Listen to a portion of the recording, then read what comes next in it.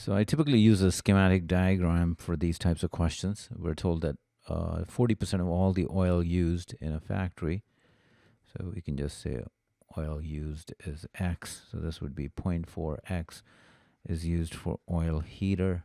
So I do that as I'm reading the question. The cost per gallon of the oil, so that means this is rest. Always, we'll see if we need to further divide this up. The cost per gallon of the oil used by the oil heater was half the cost per gallon of the rest of the oil. So this is 2p dollar per gallon. This would be p dollars per gallon because it's half that. So there's no other categories. Questions for that month. The cost of the oil used by the oil heater, which would be, these are all in gallons. So cost per gallon times the amount.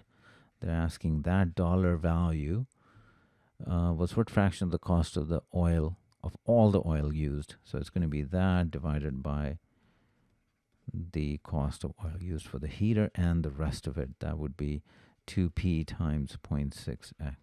That's kind of how I do it with variables. I mean, certainly you can do it with absolute numbers, 200. Some students are going to do price. You can do $10 a gallon, $5. All that works, but this is generally what I'm comfortable with. And if I take out the p times x, which appears in numerator and denominator, you would end up with 0.4 over 0.4 plus 2 times 0.6. I can get rid of the decimal too, multiplying top bottom by 10.